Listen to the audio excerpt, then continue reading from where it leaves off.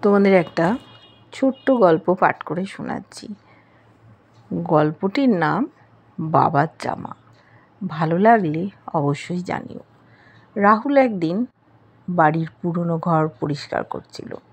মাটির ঘরে ধুলো জমে যাওয়া ট্রাঙ্ক খুলতেই একটা জীর্ণ নীল পাঞ্জাবি চোখে পড়ল।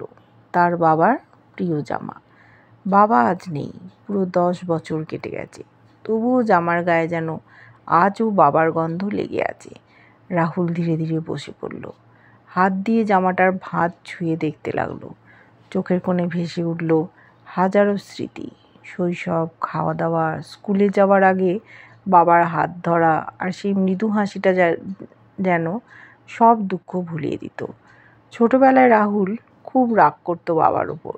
সবাই বাবাকে নিয়ে বেড়াতে যায়, সিনেমা দেখে, আর তুমি শুধু স্কুল থেকে ফিরে ঘুমো। বাবা কিছু বলতেন না, শুধু ক্লান্ত মুখে হাসতেন।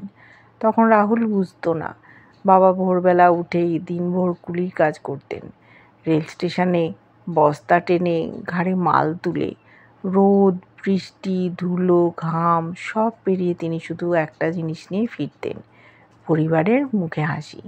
আর তাই সন্ধ্যাবেলায় বাড়ি ফিরে শরীরটাকে আর সোজা করে রাখা যেত না, ঘুমিয়ে পড়তেন। সেই চুপ করে থাকা মানুষটাই একদিন অল্প বয়সেই চলে গেলেন হার্ট অ্যাটাকে। হাসপাতালে নিয়ে যাওয়ার আগেই সব শেষ। রাহুল তখন ক্লাস 10-এ পড়ে। বাবাকে হারানোর মানে সে তখন বোঝেনি, কেবল বুঝেছিল মাথার উপর ছায়াটা হঠাৎ যেন সরে গেছে। আজ সে প্রতিষ্ঠিত, শহরে নিজস্ব ফ্ল্যাট, গাড়ি, নাম, তবুও রাহুলের বুকের মধ্যে একটা ফাঁকা জায়গা আজও ভরে না। বাবা নেই, এটা যেন এখন আরও বেশি করে টের পায়। ছোটবেলায় যতটা বাবার কাছে যেত না, এখন ততটাই ফিরে যেতে চায়। যদি একদিন ফিরে পাওয়া যেত, যদি বাবাকে আবার একবার বলা যেত, তুমি যা করেছো আমায় মানুষ বানানোর জন্য, আমি আজ বুঝতে পারি বাবা।